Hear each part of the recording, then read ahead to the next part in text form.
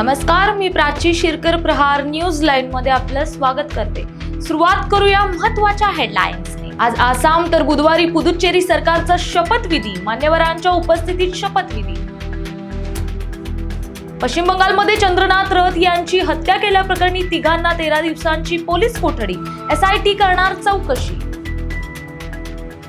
आर्थिक सुरक्षेसाठी वर्षभर सोन्याची खरेदी टाळा, पंतप्रधान मोदींचे हैदराबाद पाठोपाठ बडोद्यातूनही आवाहन.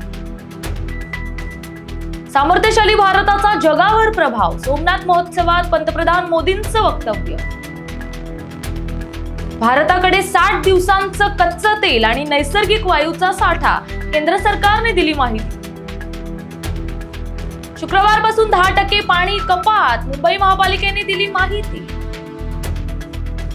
कॉर्पोरेट जिहाद प्रकरणी निदा खानला 14 दिवसांची न्यायालयीन कोठडी, निदाची नाशिक रोड मध्यवर्ती कारागृहात रवानगी. निदा खानला राहण्यासाठी घर देणं भोवलं, MIMच्या मतीन पटेल विरोधात कायदेशीर कारवाई. पंतप्रधान मोदी नॉर्वेचा दौरा करणार, नॉर्डिक देशांच्या नेत्यांशी चर्चा करणार. इराणचे परराष्ट्र मंत्री 14 मे रोजी भारत दौऱ्यावर येणार, ब्रिक्स परिषदेला उपस्थित राहणार.